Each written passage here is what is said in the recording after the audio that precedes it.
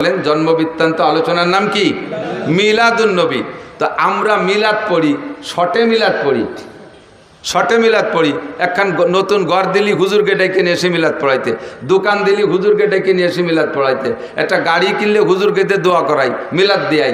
এরপরে নতুন ফসল আসলে বাড়ি হুজুরকে দিয়ে মিলাদ দেয়, ইত্যাদি ইত্যাদি শুভ লগ্নে আমরা মিলাদ দেয়, মিলাদ দেই না?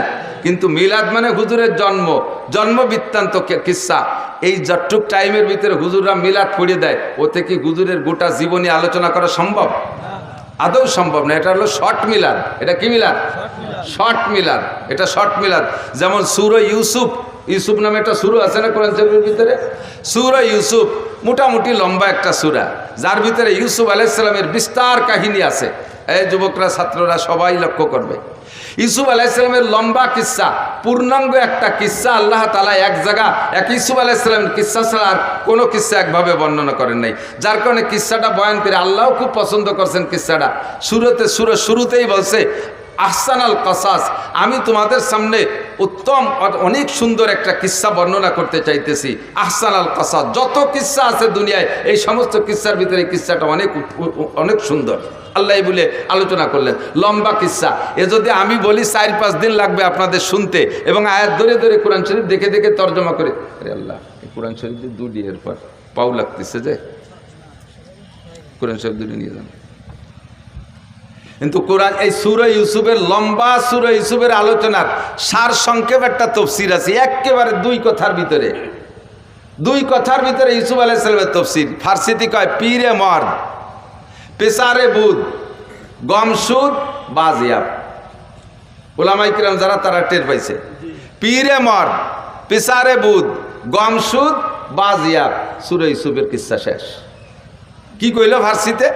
কয় মিশরে এক বুড়ো ছিল, তার একটা ছেলে ছিল, কিছুদিন আড়াই গেল, পরে আবার ফিরে ভালো। বোঝেন নাই কথা? পুরো সূরা ইউসুফের সারাংশ এই 4 কথা। মিশরে এক বুড়ো ছিল, তার একটা ছেলে ছিল, মাঝে কিছুদিন হারাই গেল, শেষমেশ আবার ফিরে পাইল। এই না সূরা ইউসুফ? এলো শর্ট মিলাদ। আমরা দোকানপাটে বৈশা ওয়ালাম্মা তাম্মা হামলুহু ইত্যাদি কই একটা শর্ট মিলাদ পড়ি। মৌলিকভাবে নবী আলাইহিস সালাতু ওয়াস সালামের মিলাদ যদি পড়তে হয় তাহলে মাসের পর মাস লাগবে। আমার মনে হয় কমপক্ষে 30 বছর লাগবে। যদি আপনাদের মতো শ্রোতা বসে থাকেন আর আমার চাইতে ভালো কোনো মুফাসসির বসে, তাহলে 30 বছর লাগবে নবী আলাইহিস সালামের মিলাদ আর সিরাত আর আখলাক পড়তে।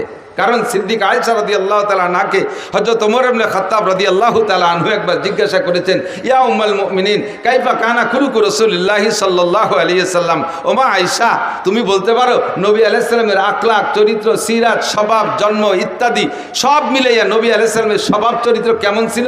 আয়েশার কাছে ওমর জিজ্ঞেস করে। বলেন কার কাছে? কে? আয়েশার কাছে ওমর জিজ্ঞেস করে। ওমর কে আর আয়েশা কে?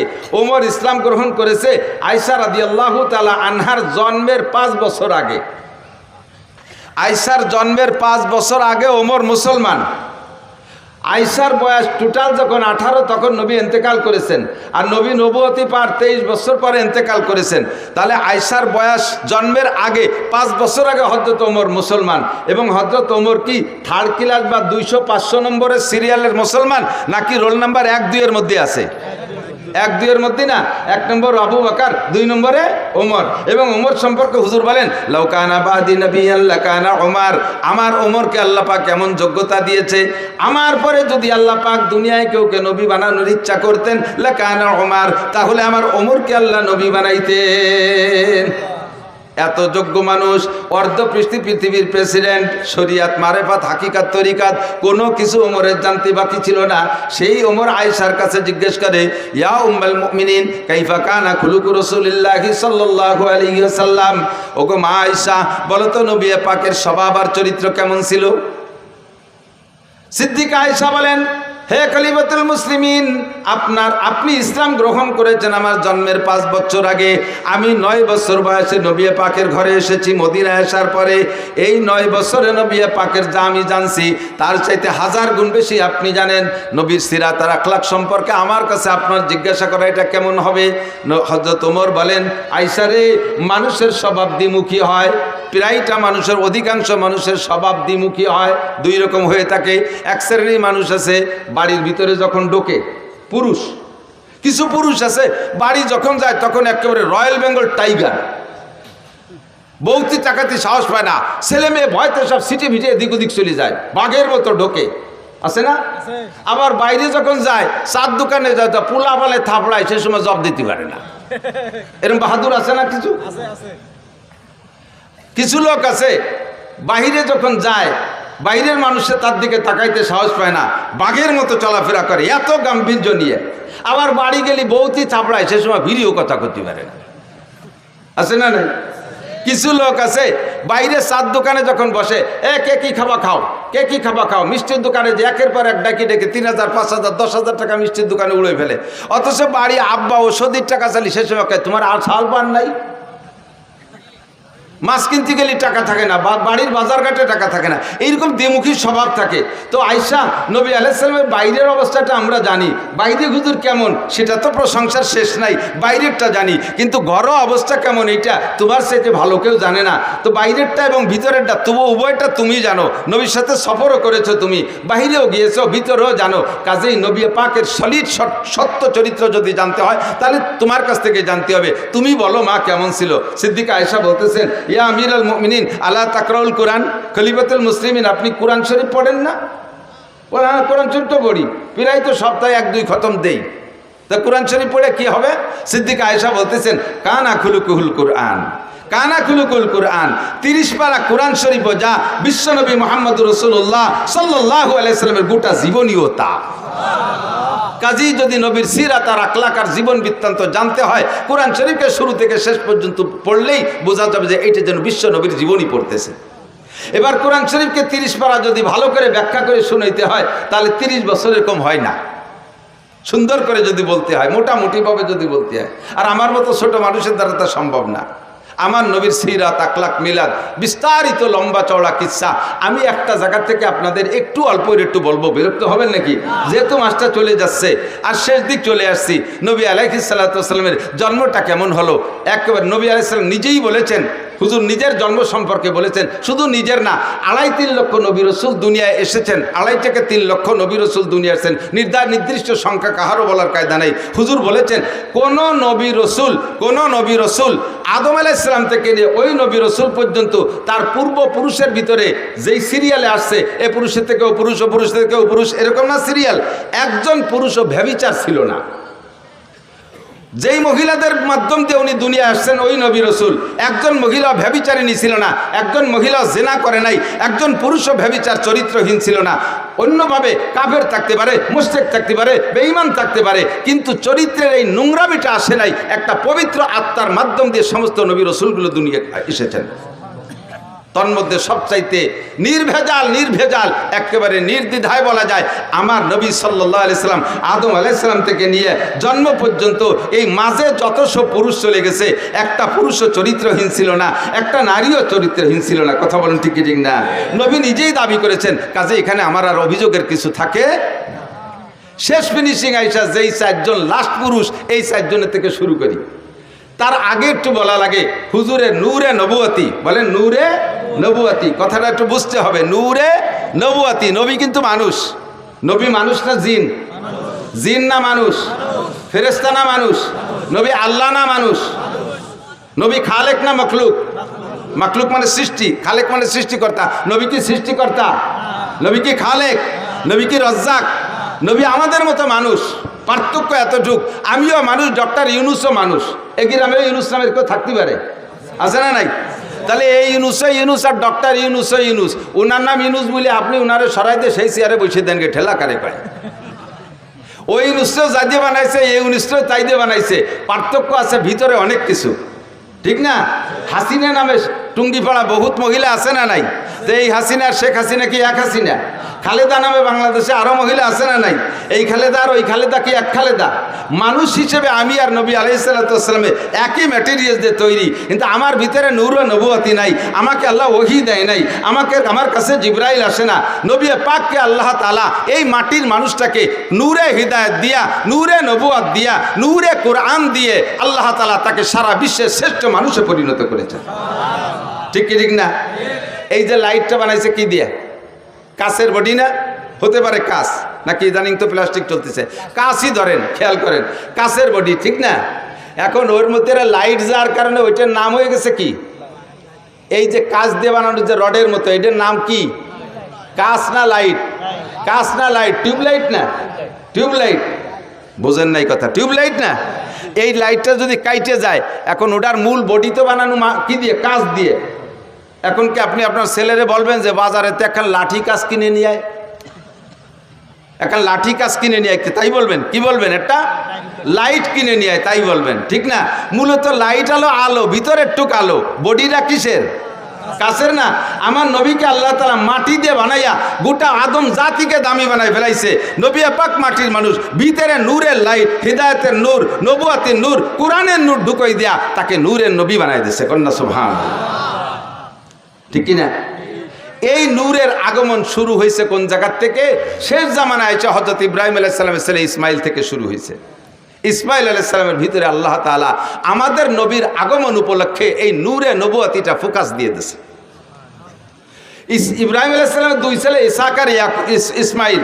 ইসহাক আলাইহিস সালামের বংশে বহু নবী, মুসা আলাইহিস সালাম, ঈসা আলাইহিস সালাম, দাউদ আলাইহিস সালাম, সুলাইমান আলাইহিস সালাম, তারপরে ইউসুফ আলাইহিস সালাম, এরকম হাজার হাজার নবী, লক্ষ লক্ষ নবী ইসহাক আলাইহিস সালামের বংশ জন্ম নিয়েছে। আর ইসমাইল আলাইহিস সালামের বংশে মাঝে কোনো নবী আছে কিনা তা আমার ভালো জানা নাই, তবে শেষ নবী একজনই শ্রেষ্ঠ নবী, মুহাম্মদ রাসূলুল্লাহ সাল্লাল্লাহু আলাইহি সাল্লাম।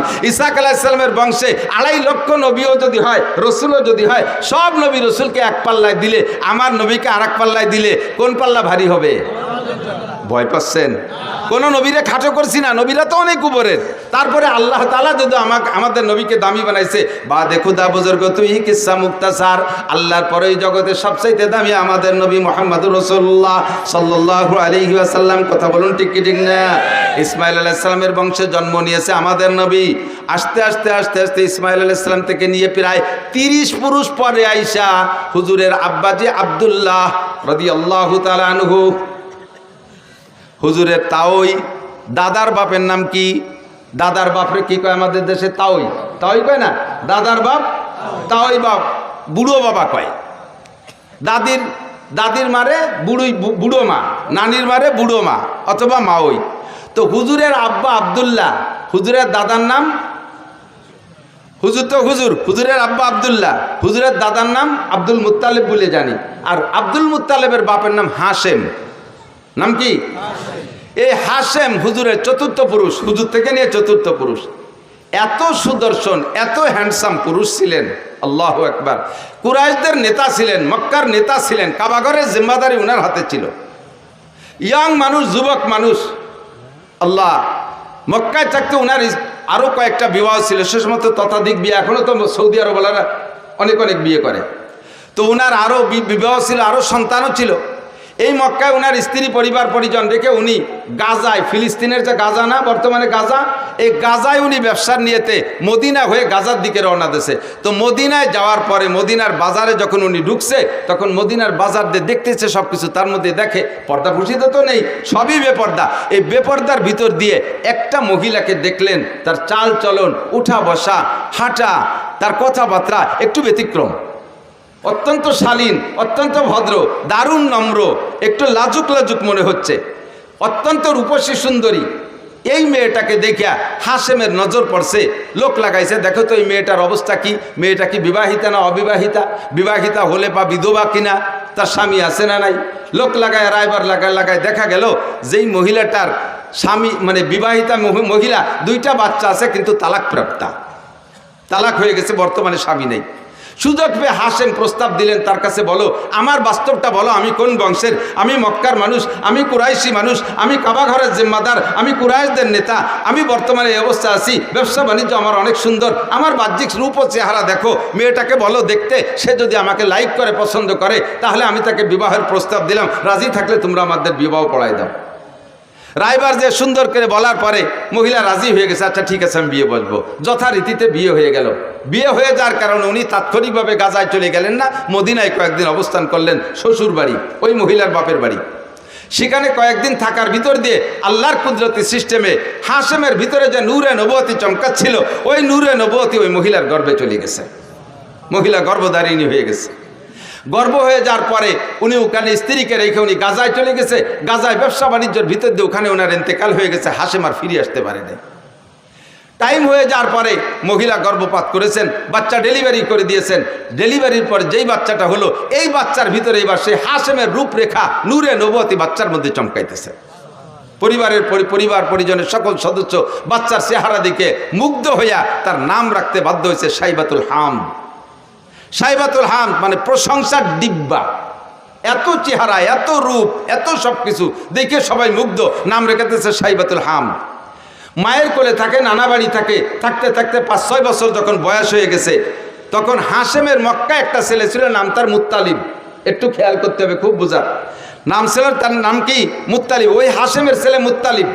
মুত্তালিব খবর পাইছে আমার আব্বা মদিনায় একটা বিয়ে করছেন, সেই ঘরে আমার একটা ভাই জন্ম হয়েছে। আমার আব্বা তো গাজায় গিয়ে মারা গেছে, আমার বিধবা মায়ের কাছ থেকে দেখি আমার ভাইটাকে আনা যায় নাকি। মুত্তালিব চলে গেছে মদিনায়, যাইয়ে খবর নিয়ে খুঁজে পেয়ে গেছেন। পাওয়ার পরে বললেন যে মা, আমার ভাইকে আমার কাছে দিয়ে দেন, আপনি কষ্ট করবেন কেন, আমাদের সন্তান আমরা নিয়ে যাই। অনুমতি দিলেন, নিয়ে চলে আসলেন। উটের পিঠি বসাইয়া মক্কা থেকে মদিনা থেকে মক্কা 450 কিলোমিটার, 450 কিলোমিটার 7-8 দিন পর্যন্ত উটের পিঠে বসে আনতে আনতে আনতে যখন মক্কায় ঢুকছে, পিছনে ছোট বাচ্চা একেবারে ধুলায় ধূসারিত হয়ে গেছে, কাপড় চোপড় ময়লা হয়ে গেছে, গুলামের মতো দেখা যাচ্ছে। যখন মক্কায় ঢুকছে, মক্কিরা জিজ্ঞেস করছে, মুত্তালিব, তোমার পিছে কে বসা? ওনার পিছে কে বসা? মুত্তালিবের ভাই, মুত্তালিবের ভাই। এখন যদি বলে পিছনে আমার ভাই বসা, তাহলে ওনার ইজ্জত যায়। যে গুলামের মতো একটা ময়লা নোংরা সিরা কাপড় পরা পোলা, সে ওনার ভাই, এই বলে ওনার ইজ্জত যাবে। বিদায় উনি ভাই বলে পরিচয় না দিয়ে কয়, হাজা আব্দি, এটা আমার গুলাম। তো গুলামের মালিক মুত্তালিব, মুত্তালিব হলেন মালিক, আর এইটা হলো সাইবাতুল হামদ গুলাম। আরবিতেই 2 শব্দের মিলে কয় আব্দুল মুত্তালিব, মানে মুত্তালিবের গুলাম। আসল নাম হলো সাইবাতুল হামদ। সাইবাতুল হামদ হলো হুজুরের দাদা। তো এখন মুত্তালিব পরিচয় দিচ্ছে, এটা আব্দুল মুত্তালিব, আমার গুলাম। এরপরে বাসায় নিয়ে ধুয়ে মুছে পরিষ্কার করে কাপড় চোপড় নতুন করে পড়াইয়া তার নামে তারে পরিচিত করে দিতে চেষ্টা করতেছেন। কিন্তু আর কোনোদিনও মানুষ তাকে সাইবাতুল হামদ বলে ডাকে না, তারা আব্দুল মুত্তালিব কইই ডাকে। এই আব্দুল মুত্তালিব ধীরে ধীরে ধীরে ধীরে বড় হইলে মুত্তালিবের স্থানে, হাশেমের স্থানে চাবি ছিল মুত্তালিবের কাছে, মুত্তালিবের স্থানে এবার চাবি পেয়ে গেছে এই সাইবাতুল হাম আব্দুল মুত্তালিব। কাবাগরের চাবি ওনার হাতে, মক্কার নেতৃত্ব ওনার হাতে। দেখতে সেরকম সুঠম বডির অধিকারী, নুরানি চেহারা তার ভিতরে, নবুয়তি চেহারা তার ভিতরে ফোকাস মারতেছে। এই সাইবাতুল হাম আব্দুল মুত্তালিব এবার বিবাহ করছেন।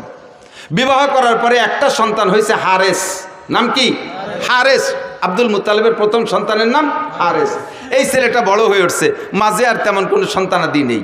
তো এই একটা হারেসকে নিয়ে আব্দুল মুত্তালিব কিতাবাদি পড়ে সন্ধান পাইছে যে কাবাঘরের পাশে হযরত ইসমাইল আলাইহিস সালামের পায়ের ধাক্কায় জমজম কূপ হয়েছিল।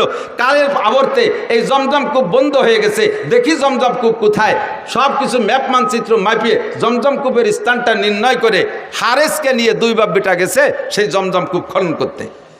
তার উপরে অনেক পাথর চাপা পড়ে আছে। 2 বাপ বেটা পাথর সরাইয়া জমজম কূপকে আবিষ্কার করবে, বের করবে, এটা খুব কঠিন ব্যাপার।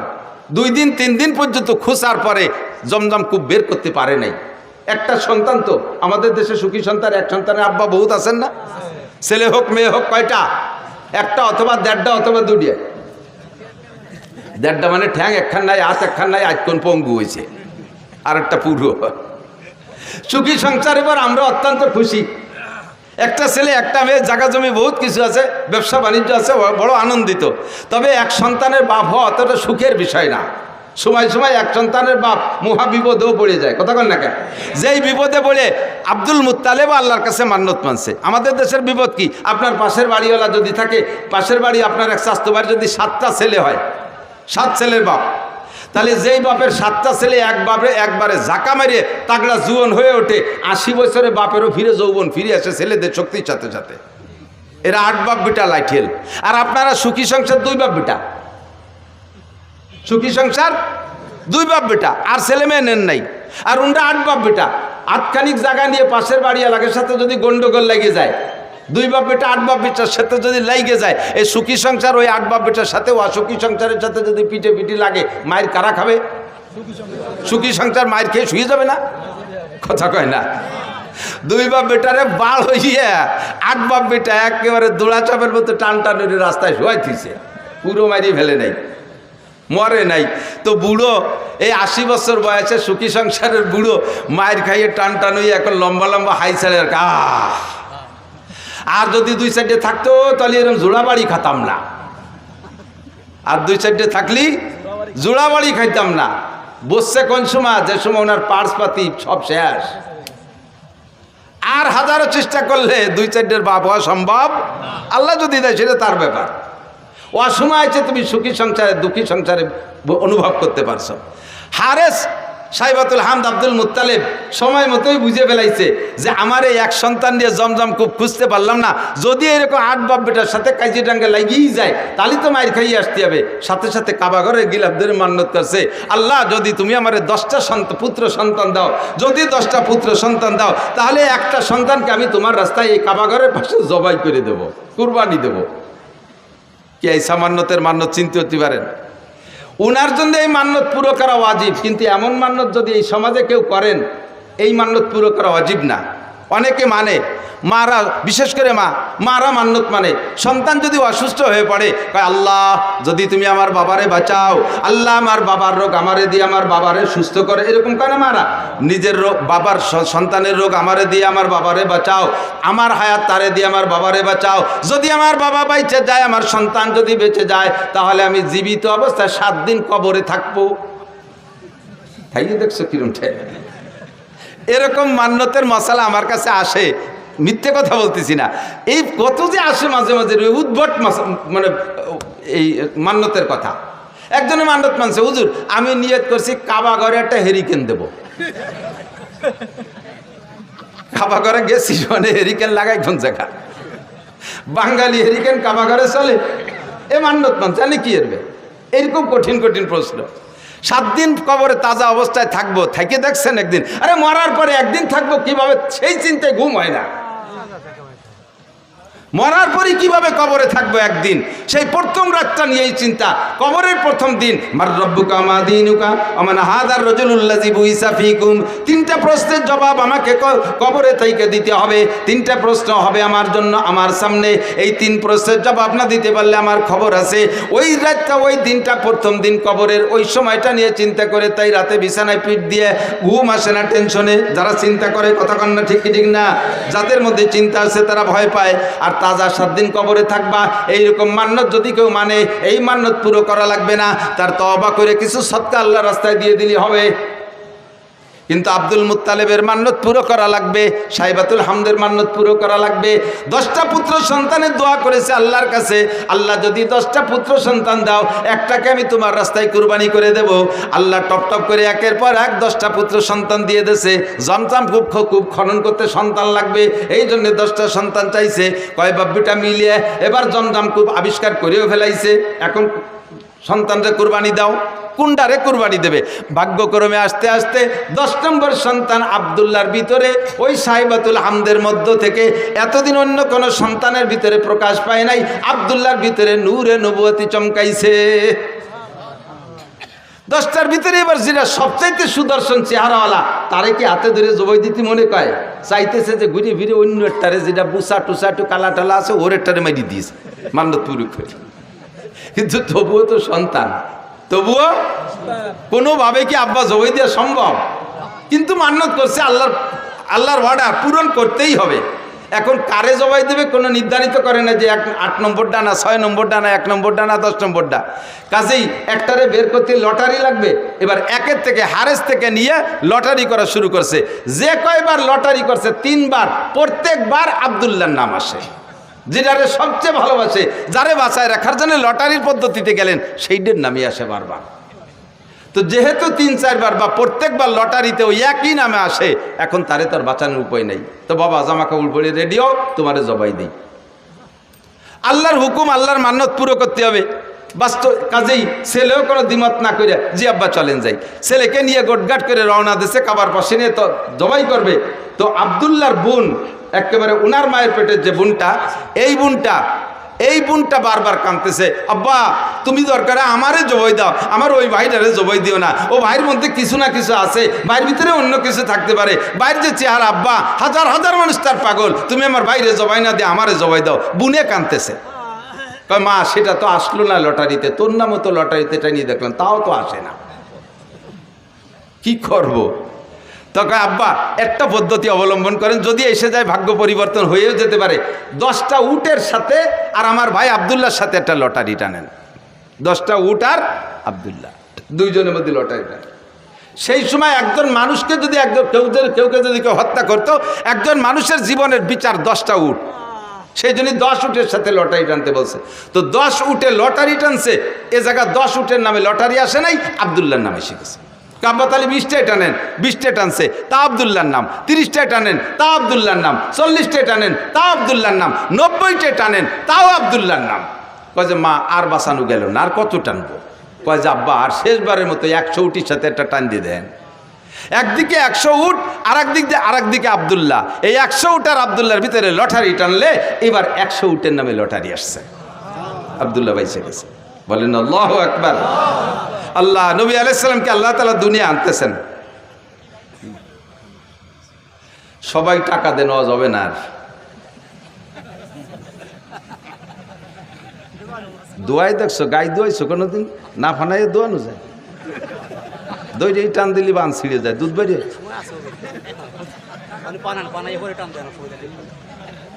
আল্লাহ একটু মিলাদ পড়ি না, মানুষ কয় যে কওমি হুজুরা মিলাদ পড়ে না, তাই মিলাদ পড়া শুরু হচ্ছে, তার মধ্যে এসে বাবা ঠেলি দিয়েছে না বাবা, আর অল্প একটু ভরিয়ে তারপরে জায়গায় চলে যাবেন ইনশাআল্লাহ। আমি যত ভালো আজ করি আপনারা খুশি হবেন বা আপনাদের প্রয়োজন মেটবে, কিন্তু গাইরেস্তের যে চাহিদা আছে তা পূরণ না করলে আমারে খাতি দেবে না। আল্লাহ কষ্ট নিয়েন না। তো আব্দুল্লাহর জন্ম, আল্লাহ আব্দুল্লাহ বেঁচে গেলেন 100 উটের বিনিময়ে। সেই থেকে বিচার হলো দিয়াত, কয় রে দিয়াত, কয় হদ দিয়াত। একজন মানুষকে মানুষ মারি ফেললে তার বিচার, তার যদি জান বাঁচাইতে হয় তাহলে 100 উট দিতে হবে, 100 উট বা সমমূল্য টাকা দিতে হবে, তাহলে একজন মানুষের হত্যার বিচার এই উটের সম্পদে অর্থের মাধ্যমে মীমাংসা হয়ে যাবে। সেই থেকে 100 উট জারি হয়ে গেছে। কোরআনের বিচারে এখনও তাই, সে বিচার হুজুরও জারি রাখছে যে একজন মানুষের হত্যার বিচার হবে 100 উট। তো খাজা আব্দুল্লাহ বেঁচে গেলেন। এবার আব্দুল্লাহর ভিতরে নূরে নবুয়তি চমকাইতেছে, যেদিকে যায় সেদিকে মানুষ আব্দুল্লাহর দিকে তাকায় থাকে, যেদিকে যায় সেদিকে নারীর আব্দুল্লাহর দিকে তাকায় থাকে। এবার এই করতে করতে ধীরে ধীরে আব্দুল্লাহর বয়স হয়ে গেছে, বিয়ের বয়স হয়ে গেছে। আব্দুল্লাহকে বিয়ে দেওয়ার জন্য আব্দুল্লাহর বাপ আরও সবাই মিলে চেষ্টা করতেছে, মাইয়ে খুঁজতেছে। খুঁজতে খুঁজতে আব্দে মুনাফের একটা মেয়েটা বড় রূপসী, মেয়েটির নাম আমেনা। এই রায়বারের মাধ্যমে ঘটকালি করে সেই বাড়ি বিবাহের উদ্দেশ্যে আব্দুল্লাহকে নিয়ে চলতেছে। পথিমধ্যে এক এহুদি মহিলা এই আব্দুল্লাহকে দেখা সকলের ভিতরে থেকে ডেকে একটু এদিকে আনছে, ভাই একটু এদিকে আসবেন, ডেকে নিয়ে গেছে। ভাই আপনাকে 100 উট দেবো, আপনি আমার সাথে একটু জীবন দেবেন, আমাকে আপনার বডিটা দেবেন, আপনার দেহটা আমাকে দেবেন, 100 উটের বিনিময়ে রাজি আছেন? আব্দুল্লাহ বলতেছে, সাবধান, আর কখনো ফার্দার এমন চরিত্র নষ্ট হওয়ার কথা বলবা না। আমি জীবনে কোনোদিন আমার চরিত্রে একটা তিল পরিমাণ দাগ লাগাইতে দেই নেই, আমার পূর্বপুরুষের ভিতরে এই বদনাম নাই, আর তুমি এমন নোংরা প্রস্তাব দিচ্ছ আমাকে। ধমক দেশে মহিলা ভয়তে কথা বলে নাই, কিন্তু মহিলার উদ্দেশ্য খারাপ ছিল না, তার উদ্দেশ্য অন্যভাবে ছিল ভালো। এবার আব্দুল্লাহ চলে গেছেন বিবাহের অনুষ্ঠানে, শ্বশুরবাড়ি চলে গেছে, বিয়ে হয়ে গেছে। আমেনাকে নিয়ে 3টি রাত সেখানে রাত যাপন করে তারপরে যখন ফিরে আসতেছে, ওই ইহুদি মহিলার বাড়ির কাছে আসলে এবার ইহুদি মহিলা আবারও আব্দুল্লাহকে ডেকে বলছে, ও ভাই এদিকে আসো, তুমি কোথায় গেছিলে? অমুক জায়গা গেছিলাম। কি কারণে? বিয়ে করতে গেছিলাম। বিয়ে করছেন? বলে জি করছি। স্ত্রীর সাথে রাত যাপন করেছেন? বলে জি তা করেছি।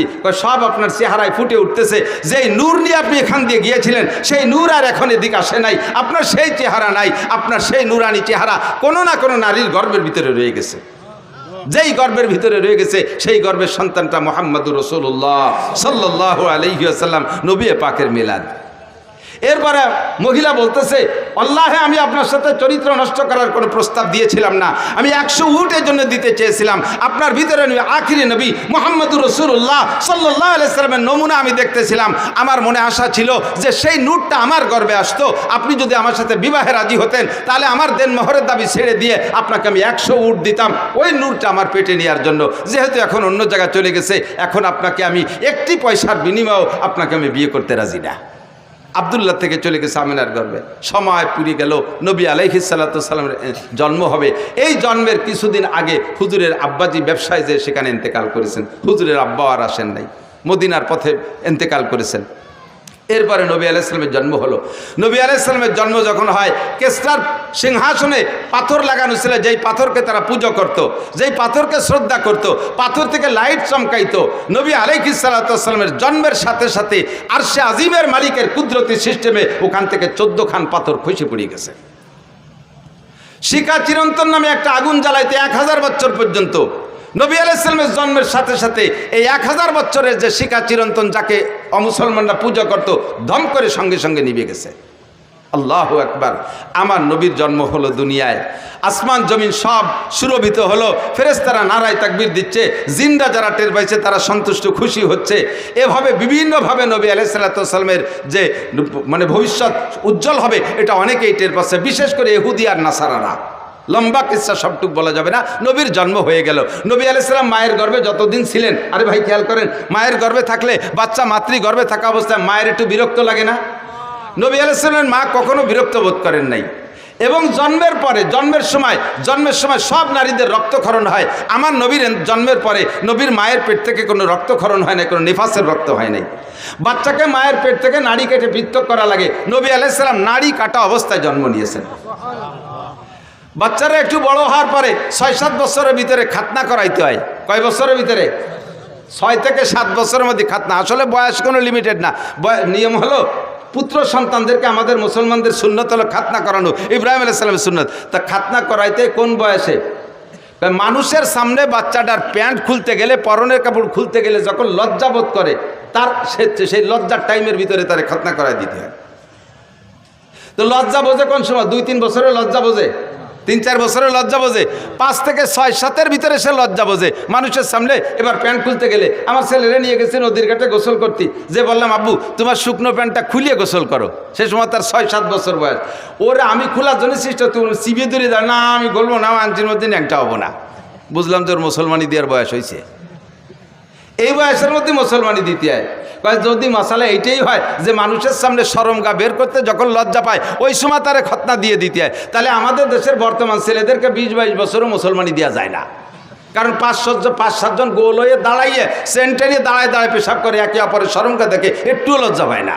রাস্তার পাশে দাঁড়াইয়ে চেনটানি দিয়ে আশাইল বাগান ভিজে দিচ্ছে, সেচ দিয়ে দিচ্ছে, একটুও লজ্জা পায় না। কাজেই তাদের আর মুসলমানির বয়স এখনো পর্যন্ত হয় না, তাই নাকি?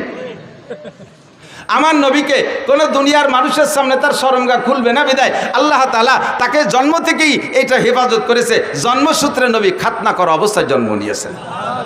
যদি কেউ জন্মসূত্রে কোনো বাচ্চা খাতনা অবস্থায় জন্ম নেয়, আমাকে দেশে পিরির সুন্নত হয়েছে।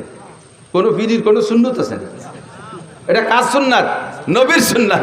নবী এইভাবে জন্ম নিয়েছিলেন, তোমার বাচ্চাটা সেভাবে জন্ম নিয়েছে। এটা বড় ভাগ্যবান সন্তান হতে পারে, একটু শুকর আদায় করি আলহামদুলিল্লাহ। আল্লাহু আকবার। এরপরে ধীরে ধীরে নবী বড় হইলেন। নবী পাক সাল্লাল্লাহু আলাইহি সাল্লাম যখন 3 মাস বয়স, সেই সময় ওই দেশের নারীদের প্রথা ছিল নিজেদের সন্তানদের দুধ নিজেরা খাওয়াইতো না, অন্য মহিলাকে পয়সা দিয়ে তাকে দিয়ে দুধ খাওয়াইতো। তো হুজুরের আব্বা নেই, হুজুরের গার্জিয়ান হুজুরের দাদা সাইবাতুল হামদ আব্দুল মুত্তালিব, হুজুরের চাচা খাজা আবু তালেব ইসের থেকে তায়েব থেকে, কবিলায় বনি সাদ থেকে, তায়েব থেকে এবছর গিয়েছি আলহামদুলিল্লাহ। হজের পরে উমরায় গিয়েছিলাম, আগে পরে কখনো যাইতে সুযোগ পাইনি। কবিলায় বনি সাদ হালিমা সাদিয়ার বাড়ি দেখতে গেছিলাম। ঘরবাড়ি নাই সে জায়গা, কিছু পাথর দিয়ে একটু নমুনা বানায় রাখছে যে এখানে হালিমা সাদিয়ার বাড়ি ছিল। ওর পাশেই কবিলায় বনি সাদ আছে, যেই বংশের মেয়ে উনি। তো দুর্বল গরিব মানুষ, একটা দুর্বল উট নিয়ে গেছে, হাঁটতে পারে নাই, উটেরও স্তন শুকোয় গেছে, উটের বাচ্চাও তার মায়ের দুধ পায় না। আর হালিমা সাদিও না খাওয়ার কারণে নিজের স্তন শুকোয় গেছে, ওনার একটা বাচ্চা আব্দুল্লাহ, সেও দুধ পায় না। এমতো অবস্থায় গেছে মক্কায় একটা বাচ্চাকে কিনে এনে কিছু পয়সার বিনিময়ে তার একটু দুধ খাওয়াবে। হালিমার এই শারীরিক অবস্থা দেখা কোনো পয়সাওয়ালার বা ধনী মানুষ যারা তারা কেউ নারে বাচ্চা দেয়নি, কেউ নাকে বাচ্চা দেয়নি, একেবারে খালি হাত। অন্যরা সবাই ধনী গণি দেখে দেখে নিয়ে গেছে। আল্লাহু আকবার। আর হালিমাকে কেউ দেয় নেই। লাস্টে হালিমা তার স্বামীকে বলতেছে একেবারে খালি হাতে চলে যাওয়াটা অপমানই মনে হচ্ছে, আর ওই বাচ্চাটাও এতিম বলে তারও কেউ নেই পয়সা দিতে পারবে না, আমরাও যে অবস্থা বাচ্চারারও সে অবস্থা, এই অভাবের মধ্যে দিয়ে ওইটি নিয়ে যাই কেমন হয়। স্বামী একমত হলেন, ঠিক আছে নিয়ে যাও, ওইটি নিয়ে চলো। সেই বাচ্চাটা মোহাম্মদুর রাসূলুল্লাহকে খাজা আব্দুল মুত্তালিবের সাথে কন্ট্যাক্ট করে নিয়ে রওনা দিছে, নিয়ে মানে কোলে নেছে। কোলে নেওয়ার সাথে সাথে হালিমার শুকনো দেহের ভিতরে, তার শুকনো স্তনের ভিতরে একেবারে থম ধরে দুধে ভরপুর হয়ে গেছে। বাচ্চাও খাইছে, নিজের বাচ্চাও খাইছে আব্দুল্লাহ, আর নবী পাকও পেট পুরে দুধ পান করছে। এর আগে 3 রাত পর্যন্ত আব্দুল্লাহ ঘুমোয় না দুধের অভাবে। উটের বাচ্চাটা ছটফট করতেছে দুধের অভাবে, উটের স্তনে দুধ নাই। হালিমা দুধ খায়, হালিমা দুধ খাইলেই তো তার দুধ হবে। এখন হালিমা দুধ খাবে কোন জায়গা থেকে? সেই শুকনো স্তনওয়ালা উটটার থন সম্পূর্ণ দুধে ভরপুর হয়ে গেছে। উটের বাচ্চাও খাইছে, দোয়াইয়ে উন্ডাও খাইছে, আরামসে ঘুমাইছে। যেই উটটা হাঁটতে শক্তি পায় না, সেই উটের পিঠে সওয়ার হয়ে 3 জনে রওনা দিছে। শক্তিশালী সব উটকে পিছে ফেলাইয়া আমার নবীর উট সবচাইতে আগে চলে গেছে। 3 মাসে বাচ্চাকে নিয়ে চলে গেছে। যখন 2 বছর পুড়ে গেছে, দুধ খাওয়ানোর মেয়াদ শেষ, এরপরে নিয়ে আসছে হালিমা আবার আমেনার কাছে, এনে বলতেছে মা এই যে আপনার বাচ্চা। তা আমেনা বলতেছেন বাচ্চাদেরকে মূল আদর্শ সামাজিকতা যদি শিখাইতে হয় তাহলে মূল আদর্শ আর সামাজিকতা আছে গ্রাম অঞ্চলে। শহরে 12 ভেজালি মানুষ, শহরে 12 দেশের মানুষ, এ জায়গা মূল আদর্শ খুঁজে পাওয়া যায় না।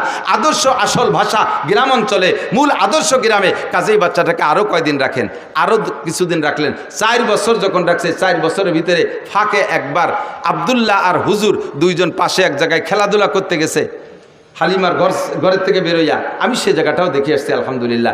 যে জায়গায় হুজুর আলাইহিস সালাম খেলাধুলা করতে গিয়েছিলেন, হঠাৎ করে 2 জন লোক আইসা, জিব্রাইল আর মিকাইল, মানুষের রূপ ধারণ করে তসতুম মিনাজ যাহাব মুলাবাতুম মিনান নূর মিনাস সালজ, বরফওয়ালা নূরের পানি একটা পাত্রে, স্বর্ণের একটা পাত্রে আইনা রাইকা নবী আলাইহিস সালামকে ধরে চিৎ করে শোয়াইয়া হলকুম থেকে নাভি পর্যন্ত ফেরিয়ে ফেলাইছে। এই ফাড়া দেখা আব্দুল্লাহ দৌড়ে চলে গেছে মার্গ। মা 2 লোক আইসা আমার বাইরে বুক পড়ি ফেলাইছে, আমার বাইরে ফেলাই দিল। হালিমা আর তার স্বামী 2 জন পাগলের মতো দৌড়ে গেছে, যে দেখে যে নবী আলাইহিস সালাম পড়ে আছে। এর ভিতরে কাজ সারি চলে গেছে, অপারেশন হয়ে গেছে। বুক ফাইড়া কলিজা বের করে, হাড় লাঞ্চ বের করে, ওই পানি ঠান্ডা পানির মধ্যে ভিজাইয়া ভালো করে নাড়াচাড়া করে সুন্দর করে ধুয়ে মুছে পরিষ্কার করে কলিজার ভিতরে আরেকটা অপারেশন করছে। তার ভিতরে ছোট্ট একটা রক্তের টুকরা ছিল, ওইটারে বের করে ফেলেছে। এইটা হলো নফস। এই রক্তের টুকরাটা নফসকে বের করে দিয়ে পরিষ্কার করে ভিতরে সেট করে দিয়ে বুকটারে ডলা দিছে, সুন্দর করে সে আগের মতো হয়ে গেছে। হুজুর উঠে চুপ করে বসে আছেন। হালিমা এসে বাপ কি হয়েছে আব্বু, তোমার কি হয়েছে? তো কয় যে আমি তো দেখলাম 2টা লোক আসলেন, এরপরে কি হয়েছে আমি তা কইতে পারি না। দেখে যে বুকের এখানে একটা দাগের মতো আছে। যা বলছে আব্দুল্লাহ তাই। 3 মাসের বাচ্চার ভিতরে কোনো ইনসাফি মিজাজ হতে পারে, কোনো যোগ্যতা হতে পারে? 3 মাসের বাচ্চা বিচার ন্যায় বিচার বোঝে? আল্লাহ পাক রব্বুল আলামিন নবী পাককে জন্মসূত্রে এমন একটা চরিত্র দিয়ে তৈরি করেছেন, যার জন্মের পর থেকে কখনো এই চরিত্রের ভিতরে কেউ তিল পরিমাণ দাগ দেওয়ার সুযোগ নেই। আল্লাহ পাক বলেন ওয়া ইন্নাকা লাআলা খুলুকিন আযীম, আপনাকে জন্মসূত্রে সর্বোত্তম চরিত্রের অধিকারী করে বানাইছি। জন্মসূত্রে আপনি ন্যায় বিচারক, জন্মসূত্রে আপনি আখলাকি, জন্মসূত্রে আপনি শিষ্টাচারওয়ালা, জন্মসূত্রে সর্বোত্তম চরিত্রের অধিকারী। 3 মাসে বাচ্চা আমেনার ঘরে যাইয়া কখনো আমেনার 2টা স্তনের দুধ খেয়ে সাবাড় করে দেয় নাই। নবী তো ইচ্ছা করলে করতে পারতেন, আমার দাদা টাকা দেবে, আমি কেন একটা দুধ পান করব? 2টা দুধ পেট ভরে খেয়ে থাকলে তার ছেলে খাবে, নইলে খাবে না, আমি তো টাকার বিনিময়ে খাবো। আমার নবী ইনসাফি মিজাজে কখনো হালিমার 2টা স্তন খান নাই, সর্বদা একটা স্তন খেয়েছেন। এবং তা কোন স্তন খেয়েছেন? যতদিন দুধ পান করেছেন ততদিন ডান স্তনের দুধ পান করেছেন, কখনো বাম স্তনে চাটা দেয় নাই। বাম স্তনের দুধ হারাম তা না, কিন্তু নবী পাক যে ডানপন্থী নবী, ডানওয়ালাদের নবী, ডানকে নবী ভালোবাসেন, এর প্রমাণ জন্মের পর থেকে প্রমাণ করানোর জন্য আল্লাহ পাক নবী পাকের স্বভাব দিয়েছে, জীবন ভরে ডান স্তনের দুধ খেয়েছেন, যতদিন দুধ খাইছেন। আর আব্দুল্লাহ বাম পাশেরটা খাইতেন। আল্লাহু আকবার। আমার এই নবীর চরিত্র সম্পর্কে জন্ম থেকে নিয়ে 40 বছর পর্যন্ত যে আখলাক, এই আখলাকের নাম হলো, এই স্বভাবের নাম হলো, আরবিতে কয় আখলাক। এটার নাম কি? আখলাক। আর আখলাক মানে একটু বোঝেন, প্রত্যেকটা মানুষেরই জন্মসূত্রে একটা আখলাক আছে। শুধু মানুষটা, সব প্রাণীরও আছে। প্রত্যেক প্রাণীরও জন্মসূত্রে আখলাক আছে। জন্মসূত্রে যেই স্বভাবটা নিয়ে আসে এর নাম আখলাক। খিলকাত মানে জন্ম, জন্মসূত্রে স্বভাবের নাম হলো আখলাক। যেমন এদিক তাকান, মুরগির বাচ্চা ডিমিতে বেরোয়, মুরগির বাচ্চা ডিমিতে বেরোয় না, ডিমিতে বেরোইয়া ওর দুধ খাতি হবে না খুদ খাতি হবে, এরে কোন স্কুলে পড়ানো লাগে? পড়ানো লাগে? সব মুরগির বাচ্চা জন্মের পরে 3 মাস দুধ খায় না? কথা কয় না? কি খায়? খুদ খায়। তো খুদ কিভাবে খাতি হবে ও মুরগির বাচ্চার কোন কেজি স্কুলিতে শিখিয়ে দিছে? মুরগির বাচ্চার যে খুদ খাইতে হবে এটা তারা কে শিখায়? আল্লাহ শিখায়। বলবেন যে বাড়ির মুরগিতে তার মা শিখিয়ে দেয়? হ্যাঁ, বাড়ির মুরগি তার মা শিখাই দেয় বাচ্চারা এইভাবে খুদ খাইতে হয়। বাড়ির মুরগিতে তার মা বাচ্চারা শিখাই দিল, কিন্তু পোলট্রি মুরগির মার নাম কি? তাকে কি মা আছে? কিন্তু তারা খায় কি খায় না? বরং সে গেছে বেশি খায়। এই খাওয়া শিখাইতেছে কে? যেই আল্লাহ শিখাইতেছে। এইটা হলো জন্মসূত্রে স্বভাবের নাম আখলাক। সব প্রাণী স্তনপায়ী বা প্রাণীরা তারা মায়ের স্তন থেকে দুধ খায়, বুকের ভিতরে নরম একটা বান গেলে চুষা শুরু করে, এটা ঠিক আছে। ছাগলের বাচ্চা জন্মের পরেও মায়ের স্তন মুখে দিলে সে চাটে, কিন্তু চাটার ফাঁকে স্তনেটা মুখ দিয়ে ধাক্কা দেয়, দেয় কি দেয় না? এই ধাক্কা শিয়ে দিল কিনা? এই যে ধাক্কা দেয় এটা হলো তার আখলাক, এটাই তার স্বভাব। মানুষের বাচ্চা দেখবেন দুধ খায়, এক স্তন মুখে দিয়ে চাটে, ওই বাচ্চাটা মার আর এক দুধের বুটা এরকম নাড়াচাড়া হতে তালে তাই। ওই বুটা নাড়াচাড়া দিলে ওই বুটার ভিতরে দুধ আসে, এলো পানায়। এটাই সিস্টেম, এটা আখলাক, এটা ওরা শিয়ে দেওয়া লাগে না, ঠিক না? এইরকম আখলাকগত দিক দিয়েও যদি বিবেচনা করেন তাহলে আমার নবীর আখলাকের চাইতে জগতে আর শ্রেষ্ঠ আখলাক ওলা কেউ হইতে পারে? এই নবীর আখলাক নিয়ে যদি কেউ কটূক্তি করে, সমালোচনা করে, কেউ যদি গালি দেয় আর নিন্দা করে, তাহলে তার মুখে আমরা ময়লা মাখাইয়া জুতো মারি। কথা বলুন ঠিক না? আমার নবীর সম্পর্কে কেউ যদি কথা বলে, একটা ফুলের টুকা মারে, আমার জীবন দিয়ে তার প্রতিবাদ করতে প্রস্তুত যুবক। কথা বলুন ঠিক না? কখন আমরা এটা সহ্য করতে পারি না। এজন্য আপনাকে আমাকে আল্লাহ পাক রব্বুল আলামিন নবী মদিনায় যাওয়ার পরে মহব্বতের সাথে ডাক দিয়ে বলে, ইয়া আইয়ুহাল্লাযীনা আমানু, হে অন্ধ জগতের অটল বিশ্বাসী পাগলরা। কুরআন শরীফের ভিতরে যত আয়াত আছে ইয়া আইয়ুহাল্লাযীনা আমানু, এই আয়াতগুলো মদিনায় নাজিল হয়েছে। এর অর্থ হলো, হে অন্ধ জগতের অটল বিশ্বাসী পাগলরা, তোমরা নবীর সুন্নতের পর আমল না করলেও নবীর মহব্বত তোমার অন্তরে আছে। তুমি অন্ধ জগতের অটল বিশ্বাসী পাগল। কোন যুবক যদি মুসলমানের সন্তান যদি নামাজ নাও পড়ে, এমনকি কোনো যুবক যদি মুসলমানের সন্তান নামাজ নাও পড়ে, রোজা নাও রাখে, টুপি জীবনে পরে নাই, দাড়ি জীবনে রাখে নাই, কোনোদিন সুন্নতে পোশাক পরে নাই, সে কোনোদিন ঢিলাকুলুক ব্যবহার করে নাই, একবারও জীবনে মেশাক মুখে দেয় নাই, কোনোদিন দস্তারখান বিছিয়ে খানা খায় নাই, সুন্নত নামাজ তো দূরের কথা ফরজ নামাজও পড়ে না, রমজান মাসে রোজা রাখে না, মুসলমানের সন্তান নাম তার জামাল উদ্দিন, বাপের নাম কামাল উদ্দিন। এই মুসলমানের সন্তানের সামনে যদি আল্লাহর নবীরে কেউ গালি দেয়, মুসলমান যুবক বলো, তাহলে তোমার জীবনের শেষ বিন্দু রক্ত দিয়ে প্রতিশোধ নিবা কি নিবা না? নবীকে দেখি নাই, মোহাব্বত আমার অন্তরে আছে, যদিও নফসের ধোঁকায় পড়ে শয়তানের প্রেমে পড়ে আমি সুন্নতের আমল করতে পারি না। তবে মুসলমান যুবক ভালো করে মনে রাখো, দুনিয়ায় তুমি কার কাছ থেকে আদর্শ শিখবা? এমন একটা মানুষ আল্লাহ দুনিয়ায় পাঠায় নাই যে একটা মানুষের গোটা জীবনের ভিতরে 800 কোটি 1000 কোটি মানুষের সমস্ত মানুষের চলার সংবিধান একজন মানুষ থেকে সম্পূর্ণ আসছে, এমন একজন মানুষ পাবেন না। রবি ঠাকুর বড় পণ্ডিত ছিল, অনেক পাণ্ডিত্যপূর্ণ কথা বলছে, তবে তার একার পাণ্ডিত্য দিয়ে কোনো দেশের সংবিধান তৈরি হতে পারে না।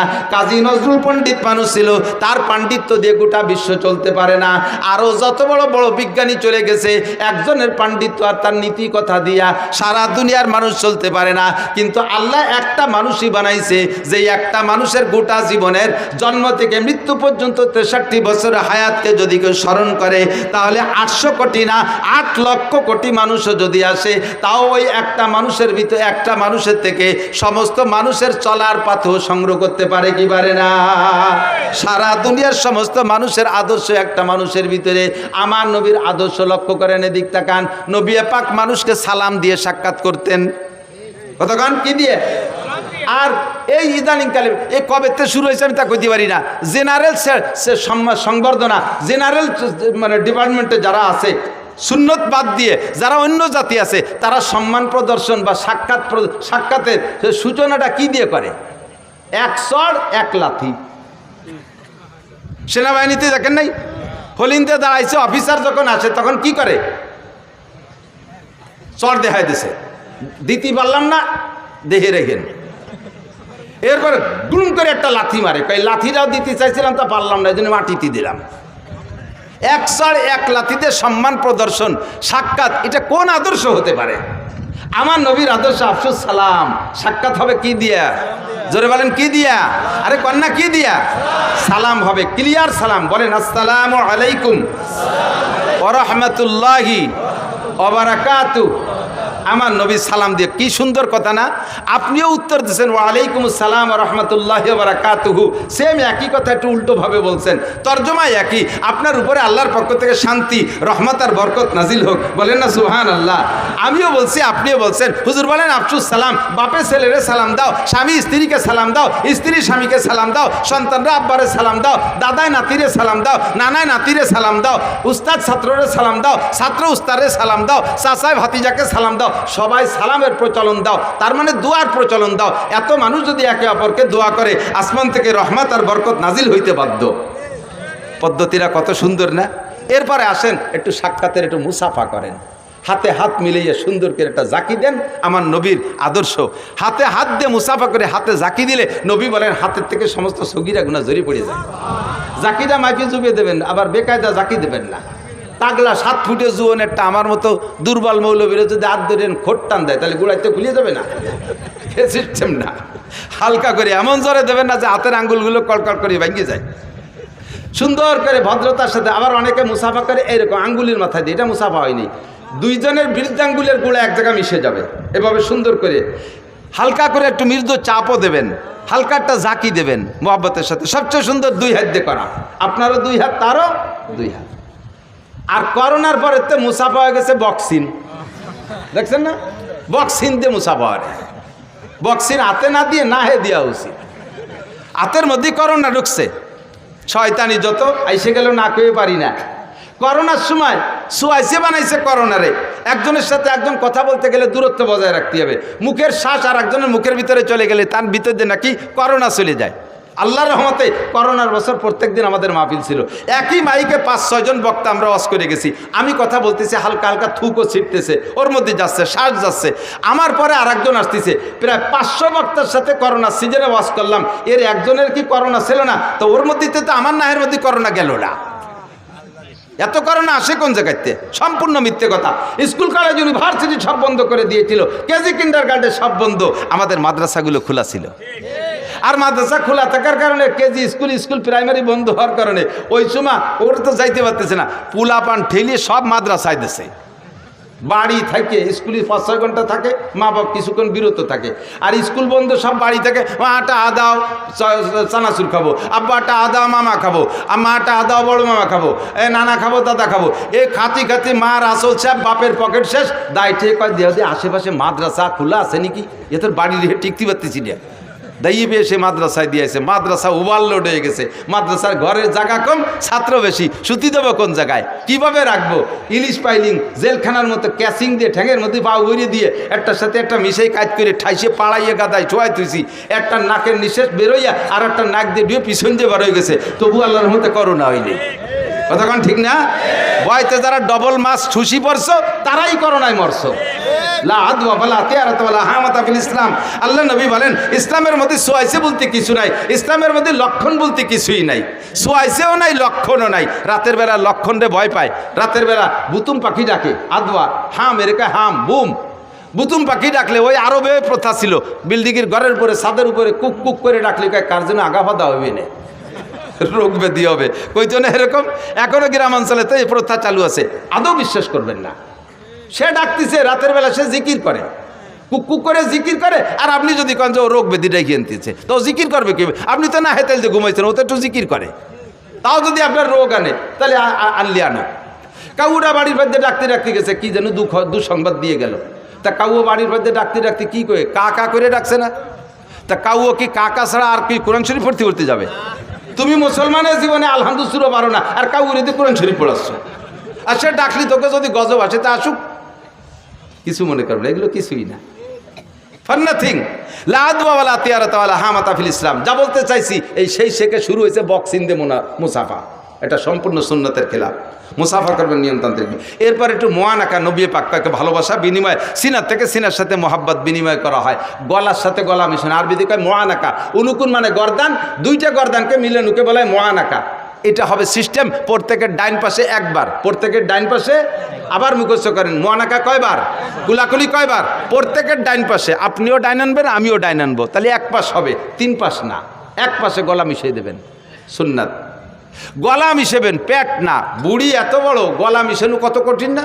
পেটে পেটে দুই ঘষায় দিয়েছিলেন, এটা সুন্নতই নেই। মোয়ানাকা কুলাকুলি, স্বামীতে স্ত্রীর সাথে কুলাকুলি করবে, স্ত্রী স্বামীর সাথে করবে, তাই বলে কোনো দুলোভাই শালীর সাথে মোয়ানাকা করবে না, কুলাকুলি করবে না। ও জায়গা কুলাকুলি করলে কবিরা গুনাহ, জিনার গুনাহ। কথা বলুন ঠিক ঠিক না? স্বামী স্ত্রী কুলাকুলি করবেন, স্বামী স্ত্রী যখন কুলাকুলিতে গলা মিশেবেন, আল্লাহ ফেরেশতাদেরকে বলে, দায়িত্বশীল ফেরেশতাদেরকে, ওই দুডেরে নূরের পর্দায় ঘিরে দাও, ঘিরে দিয়ে তোমরা আর একদিক ফিরে চেয়ে থাকবো, ওদেরকে দিয়ে ফিরবা না। ওরা ওই অবস্থায় সারা রাত যা করুক, ওকে আমল নামায় নফল নামাজ লিখতে থাকো। বলেন না সুবহানাল্লাহ? নবী পাকের আদর্শ সব জায়গায় সুন্দর না অসুন্দর? আমার এক হিন্দু ভক্ত আছে, অনেক হিন্দু ভক্ত আছে, ওই হিন্দু ভক্তরে কইলাম আমাদের ইসলাম তো সব জায়গা আছে, আমি একটা কয়ে দিতে পারি, যেখানে হাত দেবো সেই জায়গায় ইসলাম। সব জায়গায় দোয়া কালাম আছে, আছে না নাই? স্বামী স্ত্রী মিলনের আগেও দোয়া আছে না নাই? আল্লাহুম্মা জান্নিবনা শায়াতিন ওয়া জান্নিবিশ শায়াতিনা ফীমা রাযাকতানা। এসে গেলে একটু বলে যাই, মানুষের যখন স্বামী স্ত্রী মিলনে যায়, তখন চরিত্রহীন শয়তান ওই পুরুষের সাথে ওই একসাথেই মিলনে শরিক হয়ে যায়। তখন পুরুষের বীর্যই গর্ভধারণ করবে, কিন্তু শয়তান বা জিন যদি একসাথে করে, তাহলে ওইটার সাথে ওই শয়তানের কিছু আসর থাকার কারণে ওই বাচ্চাগুলো রক চড়া হয়, মিজাজি হয়, একটু উগ্রপন্থী হয়। যেহেতু শয়তান তো গরম আগুনে তৈরি, তার কিছু প্রভাব ওর ভিতরে চলে আসে। এই শয়তানের হাত থেকে আপনার সন্তানকে পবিত্র রাখার জন্য নবী পাক দোয়া শিখে দিয়েছে। দোয়া পড়বা, আল্লাহুম্মা জান্নিবনা শায়াতিন ওয়া জান্নিবিশ শায়াতিনা ফীমা রাযাকতানা। আল্লাহ শয়তানের হাত থেকে আমাকে বাঁচাও, আর আমার যে সন্তান তুমি দিবা, এরও শয়তানের হাত থেকে বাঁচাও। এমন একটা মুহূর্ত দোয়া। বাথরুমে ঢোকার সময় আমাদের নিয়ম আছে না নাই? এগুলো সব নবীর আখলাক। আল্লাহ নিজেই বলেছেন, লাকাদ কানা লাকুম ফি রাসূলিল্লাহি উসওয়াতুন হাসানাহ। আমার রাসূলুল্লাহর ভিতরে গোটা মানব জাতির উত্তম আদর্শ রয়েছে। বাথরুমে যাওয়ার সময় নবীর আদর্শ, বাথরুমে বসার সময় নবীর আদর্শ, বাথরুম শেষ করার ভিতরে নবীর আদর্শ, আছে না নাই? বাইরে থাকতে একটা দোয়া, বাম পায়ে দিয়ে বাথরুমে ঢোকা, এগুলো সব সুন্নাত। আমল করলে 100 করে শহীদের সওয়াব। বলেন না সুবহানাল্লাহ? বাথরুমের মধ্যে ঢুকে কিভাবে বসবেন? বাম পায়ের উপরে ভর দিয়ে বসবেন। বাথরুমের ভিতরে যেহেতু একা একা, ও জায়গা তার সাথে কেউ নেই, লুঙ্গিটারে খুলে উপরে কোনো জায়গা বাঁধানোর দরকার হলে বাঁধায় ধুয়ে একটা বিড়ি নিয়ে সুন্দর করে বসবেন। পায়খানার দুমো আর বিড়ির দুমো দিয়ে একসাথে গেলবেন। নবীর সুন্নত না এটা? আর এই সুন্নতের পর আমল করতে হলে আছে না নাই? পায়খানার মধ্যে একজন বিড়ির ভাষা কোন হুজুর নিয়ে থুয়েছে? সর্বনের পিছাম স্ট্যান্ডে যত, বাস স্ট্যান্ডে যত বাথরুম আছে, যে দেখুন তার ভিতরে কি পরিমাণ বিড়ির ভাষা। স্কুল কলেজের বাথরুমের ভিতরে পাবেন বিড়ির ভাষা। আল্লাহর রহমতে আমাকে মাদ্রাসার বাথরুমের ভিতরে ঢিলাকুলুক ছাড়া পাবেন না, ঠিক না? হাটহাজারী মাদ্রাসা যখন প্রথম তৈরি হয়েছে, আপনাদের মাদ্রাসার মতো ছোট, হাটহাজারী মাদ্রাসা প্রথম হয়েছে। তা হাটহাজারী মাদ্রাসা একটা ঘর, আর বাথরুম অতটা ভালো না। সে সময় ড্রেন কাইটা বাঁশ দিয়ে বাথরুম বানাইছে, পাহাড়ি সন্ধে বেড়া। এ তো আমরাও সেদিনকে এই তারাইল ফিকর মাদ্রাসায় পড়ছি, নাড়াই দিয়ে বেড়া দিতাম। বর্ষাকাল আসলি এই নাড়া উইতি খেয়ে ফেলাই দিত। এক পায়খানায় বসলে 3 পায়খানার মধ্যে আর কেউ বসার কায়দা ছিল না, একটা দিয়ে 3-4টে দেওয়া যাইতো। এখন ওই বাথরুমের সংখ্যা কম, ছাত্র হয়ে গেছে বেশি। হাটহাজারী মাদ্রাসা, হাটহাজারী মাদ্রাসার ছাত্ররা ফজরের সময় যখন বেশি ভিড় হয়ে যায়, একসাথে চাপ পড়ে, তখন বাথরুম জায়গা না পাই আশেপাশে জমিতে যে বসে পড়ে। পাশের এক জমি লাল করে ফেলাইছে রাগিয়ে, সার লাগবে না বুনে দিছে। কৃষক ওই জমিওয়ালা চাষ দিতে আইছে, গরু নিয়ে হাল্লা করে জুড়িয়ে ওর মধ্যে নামতে পাও দিয়ে জায়গা পাচ্ছে না। এখন আইসা হুজুরের কাছে গরু ওই জায়গায় দাঁড় করে তুই হুজুরে বলতে, হুজুর আইসে দেন আমার জমি কানে একটু চষে দিয়ে যান। কিভাবে নামবো? হুজুর আছে তো সত্যি বেকায়দা। হুজুর বলেন যে তো ঘটনা কি, তো তুমি আমাকে পর খেপছো কে? কয় সব আপনার হুজুররা পায়খানা করছে। হুজুর কয় পায়খানার গায়ে কি হুজুর লেখা আছে? এদেশের গ্রামের মানুষও তো আঁকতে পারে, তোমার সাথে জ্ঞানদাম থাকলে তারা আছে তোমার জমি নষ্ট হচ্ছে, তুমি আমার তালবি আলিমকে দোষ দাও। কয় না হুজুর, তালবি আলিমরাই পায়খানা করছে। আলামত হলো প্রত্যেক পায়খানার সামনে 3-3টে কুলুক। পাবলিকে ও কাম করে না, এই কুলুক দিয়ে বুঝছি না, পায় ঢিলা দেখে বুঝছি না হুজুররা পায়খানা করছে। হুজুর কয় আলহামদুলিল্লাহ। উনি কয় এটা হুজুররা পায়খানা করছে, 3 দিন কুলুক দেখে চিনছি। হুজুর শুনে খুশি দিকে আলহামদুলিল্লাহ। আমার বুই ভরে পায়খানা করলে আপনি খুশি হলেন? বাজারে পাগল, তোর পায়খানা সব আমি সাফ করে দেবো, লাস্টে জমি আমি চষে দেবো। আমি যে উদ্দেশ্যে মাদ্রাসা করছি সেই উদ্দেশ্যের একটা বাস্তবায়ন ওখানে হয়েছে। নবীর সুন্নতের পাবন্দি করে। আমার তালবে ইলমকে ঢিলাকুলুকের প্রশিক্ষণ দিছি, তারা যে ঢিলাকুলুক করে আলেম তালবে ইলম তো ওরকমই হতে হবে যার পায়খানা দিকে দিকা বোঝা যায় যে এটা হুজুরির পায়খানা। হুজুর তো এরকমই হতে হবে, মাদ্রাসা বললে এরমই পড়তে হবে যারা দেখলে বোঝা যায়, পায়খানা দেখলে বোঝা যায় যে হুজুরির পায়খানা। তা আমার তালবে ইলমদের পায়খানা দেখে যখন বুঝে ফেলাইছিস এটা হুজুরির পায়খানা ঢিলা আছে, এটা আমার শকরের বিষয়। আমি যে উদ্দেশ্যে মাদ্রাসা করছি সেটা আমার পূর্ণ হয়ে গেছে, এজন্যই শকর আদায় করি আলহামদুলিল্লাহ। তোর পায়খানা সব আমি সাফ করে দেবো, আমি চষে দেবো, চিনতে করিস না। ভদ্রলোক কয় হুজুর আমার বইও চষা লাগবে না, আমার এই বইরও দরকার নাই, ও জমি আপনারে দান করে দিলাম মাদ্রাসায়। আল্লাহু আকবার। বুজুর্গানে দিনের প্রত্যেক কথার ভিতরে আল্লাহ তাআলা বরকত রেখেছে, কথা বলেন ঠিক না? লাকাদ কানা লাকুম ফি রাসূলিল্লাহি উসওয়াতুন হাসানা। বাথরুমের ভিতরে যাইয়া বিড়ি খাবেন না, কুত্তয়ও গিন্না রে। মানুষে দাঁড়ায় দাঁড়ায় পেশাব করে আর বিড়ি খায়, পায়খানায় বসে বিড়ি খায়, বিড়ি খায়, খায় কি খায় না? কুত্তয় আল্লাহরে কয় যে আল্লাহ তুমি যে বলো মানুষ বলে আশরাফুল মখলুকাত, আমরা কুত্তরা বড় নিকৃষ্ট, আমার বংশ কুত্তর বংশের ভিতরে একটা কুত্তরে তুমি দেখাতে পারবা যে খাতি বসে আগে আর আঁকতি বসে খায়? আমরাও জায়গা আদর্শ বুঝি, খাওয়ার সময় আগা যায় না, আগার সময় খাওয়া যায় না, আমরাও জায়গা ভাগ করে ফেলি। আর এই আশরাফুল মখলুকাত যাদের বার কোরআন নাজিল হয়েছে, যাদের উস্তাদ মুহাম্মদুর রাসূলুল্লাহ সাল্লাল্লাহু আলাইহি সাল্লাম, যাদের উস্তাদ 2.5 থেকে 3 লক্ষ নবী রাসূল, তারা কি আদর্শ শিখলো? পায়খানায় বসে খায়, পেশাব করতে বসে খায়, আর বিড়ি খায়, সিগারেট খায়। এরা বলো মানুষের চাইতে ভালো না মন্দ? আল্লাহ কয় তারা মানুষের চাইতে, মানে কুত্তর চাইতে মানুষগুলো খারাপ। উলাইকা কাল আনাম বাল হুম আদাল্লু উলাইকা হুমুল গাফিলুন। এই জাতীয় মানুষগুলো চতুষ্পদ জন্তুর চাইতে খারাপ। পশুর যে বুদ্ধি আছে সে বুদ্ধিটুকু তার নাই। কথা বলুন ঠিক কি ঠিক না? আমার নবীর আদর্শ সব জায়গায় আছে না নাই? খানা খাইতে বসবেন কোন হাত দিয়ে খানা খাবেন? ডান হাত দিয়ে। দোয়া আছে না নাই? বাথরুমের ভিতরে বসবেন, ওই জায়গায় একটু সারিয়ে আসি, 3টা ডিলা ব্যবহার করবেন, 3টা ডিলা বাথরুমে। প্রথম ডিলাটা পুরুষরা সামনে থেকে পিছনের দিক, দ্বিতীয়টা পিছন থেকে সামনে দিক, তৃতীয়টা সামনে থেকে পিছনের দিক। নারীরা 12 মাস কাল, পুরুষরা গরমকালে এই নিয়ম, শীতকালে তার উল্টো নিয়ম।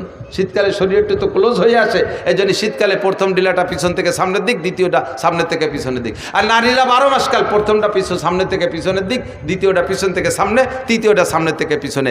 নবী সব জায়গায় আদর্শ শিখিয়ে দিয়েছে। ইহুদিরা আব্দুল্লাহ ইবনে সালাম রাদিয়াল্লাহু তাআলা যখন মুসলমান হয়েছে, আরে এদিকে আসেন, আব্দুল্লাহ ইবনে সালাম রাদিয়াল্লাহু তাআলা যখন মুসলমান হয়েছে, উনি ইহুদিদের বড় আলেম ছিল। তো ইহুদির উনার বক্তবৃন্দ যারা ছিল তারা আব্দুল্লাহ ইবনে সালামকে বলতেছে, আব্দুল্লাহ তোমারে সহি খাতি ভূতি কিলে, আমাকে পিসাব ছিলে, তোমারে জন্মের হাদিয়া তোফা কত কিছু দিছি, আজকে তুমি মুহাম্মাদের ভক্ত হয়ে গেলে, খয়রাইতে নবীর ভিক্ষুক নবীর ভক্ত হয়ে গেলে, তোমার নবী কত বড়, আর এই ছোট নবীর মুরিদ হয়ে গেলে। আব্দুল্লাহ ইবনে সালাম কয় আমার নবী, এই নবী মুহাম্মদ নবী যে ছোট তার আলামত কি? কয় যে কি শিয়ে বলে বিশ্ব নবী বলি, এত বড় নবী, এত বড় নবী, এত বড়, সে মানুষ সেই ডিলা কুলুক শিয়ে বগল সাফ করতে হবে, নোয়াক কাটতে হবে, নাহের লোনটাই নিয়ে উঠতে হবে, এটা বড় মানুষের কথা, এটা ভোলামানের কথা। আব্দুল্লাহ ইবনে সালাম বলেন আমার নবী বড় নবী, আমার নবী বড় নবী, সব দিক দিয়ে বড়। আল্লাহর আরশ বড়, মুসা নবী বলছে তোরা শুনছিস দেখে নাই, আল্লাহর আরশ বড়, আমার নবী সচক্ষে দেখে আসছে। কথা বলুন ঠিক ঠিক না? জান্নাত বড়, মুসা নবী শুনিয়ে বলছে, দেখে বলে নাই, আমার নবী জান্নাত বড় দেখে আসছে। জাহান্নাম বড়, মুসা নবী শুনিয়ে বলছে, তাই তোরা জানিস, আমার নবী জাহান্নাম দেখে আসছে। 7টা আসমান অনেক বড়, মুসা নবী জিবরাইলের কাছ থেকে শুনে বলছে, তাই তোরা বলিস, আমার নবী 7টা আসমান একে একে দেখে আসছে। সিদরাতুল মুনতাহা অনেক বড়, মুসা নবী জিবরাইলের কাছ থেকে শুনে বলছে, তাই তোরা বলিস, আমার নবী সিদরাতুল মুনতাহা দেখে আসছে। যত বড় তাও আমার নবী বলে, যত ছোট তাও বলে। আর নবী মুসলিল ওয়ালিদিহি ওয়ালাদিহি, নবী হলেন সন্তানের জন্য আব্বার মতো। ইউআল্লিমুনা কুল্লা শাই, আব্বা যেমন সন্তানকে সব কিছু শিখায়, আমাদের নবীও সব কিছু শিখায়। হাত্তাল খেরা, এমনকি আমাদের পায়খানায় বসতে হবে কীভাবে তাও শিখায়, ডিলা কুলুক ধরতে হবে তাও কীভাবে তাও শিখায়। কথা বলুন ঠিকই ঠিক না? আরে ভাই পীর সাহেবের কাছে মুরিদ হয়েছেন 19 বছর, পীর সাহেবের কাছে মুরিদ হয়েছেন 19 বছর, খালি বছরে 2 বার যান আর আসেন, আর খান আর পিকনিক করে এটি চলে আসেন, আসার সময় কম্বল টম্বল রুমাল টুমাল কিছু পাগড়ি পুগড়ি কিনে নিয়ে আসেন। বাকি পীর সাহেব 19 বছরে আপনার 19টা নামাজ ভাঙ্গার কারণ শিখাই নাই, 13টা নামাজের ফরজ শিখাই নাই, 14টা নামাজের ওয়াজিব শিখাই নাই, 28টা নামাজের সুন্নতে মুআক্কাদা তা আপনারা শিখাই নাই, অজুর ফরজ 4টি, গোসলের ফরজ 3টি, তায়াম্মুমের ফরজ 3টি শিখাই নাই, অজু ভাঙ্গার কারণ 7টা তা আপনারা শিখাই নাই। আল্লাহু আকবার। নবী আলা প্রশিক্ষণ দাওয়াত ও তবলিগের মধ্যে আছে। মাত্র 3 দিন 5 দিন 7 দিন 10 দিন একটা চিল্লা লাগাইলে তবলিগের ভিতরে নবী আলাইহিস সালাম যেমন সাহাবা ইকরামদেরকে হাতে ধরে এগুলো শিক্ষা দিয়েছে, তবলিগের মধ্যে এগুলো শিক্ষা আছে না নাই? একটু জোরে বলেন আছে না নাই? আপনি আমলিগ করেন, বিএনপি করেন, জামাত করেন, জাতীয় পার্টি করেন, এটা আপনার রাজনৈতিক ফাংশন, সে জায়গায় আমি হাত দিচ্ছি না। বাকি তবলিগের ভিতরে এরকম হাতে ধরে শিক্ষা আছে না নাই? এটা নবীওয়ালা শিক্ষা। লাকাদ কানা লাকুম ফি রাসূলিল্লাহি উসওয়াতুন হাসানাহ। নবী পাক মক্কায় ছিলেন, হযরত দারে আরকাম রাদিয়াল্লাহু তাআলা আনহুর বাড়ি মাদ্রাসা ছিল। ওই জায়গা 40-42 জন সাহাবাকে নিয়ে হুজুর পড়াইতেন। এই দারে আরকামে থাকা অবস্থা হযরত ওমর রাদিয়াল্লাহু তাআলা ইসলাম গ্রহণ করছে। মক্কা থেকে মদিনায় হিজরত করে যাওয়ার পরে হুজুরের মাদ্রাসা ছিল মসজিদে নববী। মাদ্রাসার নাম কি? আল্লাহু আকবার। উম্মত কত বড় চালাক! যখন শুনছে মাদ্রাসার নাম আর আগেতে একটু কালেকশনে সোয়াই দিয়ে থুইছি, টের পাইছে আর নেমনে মাদ্রাসার দিকে চলে যাবে। কাজেই চল ওয়াজ শেষ, ওয়াজ তো আগেই সামনেই রয়েছে, মাঝে এইটুকু এসে গেছে তাই বলি। এটা নবীর আখলাক না? একটু বলেন আদর্শ মানুষ খেয়াল করে না, খেয়াল করেন আমার দিক, আমার দিক, অ্যাটেনশন, খেয়াল করছেন? আদর্শবান মানুষ কাকে বলে বলেন তো? চুরি যে করে সে আদর্শবান না? চোর আদর্শ? ডাকাত আদর্শবান? লুচ্চ, মদখোর, গাঁজাখোর, অ্যাবা ফেন্সিডিল, হিরোইনখোর, সুদখোর, ঘুষখোর, টোন মারে, মন মারে, রাস্তা মারে, খাল মারে, বিজিএফ কার্ড মারে, এরা আদর্শবান মানুষ? দেশের টাকা বস্তা ভরে ভরে নিয়ে কানাডারে বিল্ডিং বানায় দেয়।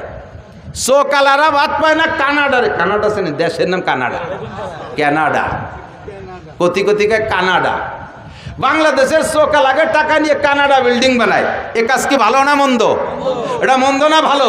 এই কাম যারা করছে তারা আদর্শ মানুষ না অনাদর্শের মানুষ? সব অনাদর্শবান মানুষ। কথা বলুন ঠিক ঠিক না? এই দোষগুলো মুক্ত যে মানুষগুলো, সেই মানুষগুলো আদর্শবান মানুষ। ঠিক তো? কথা কয় না?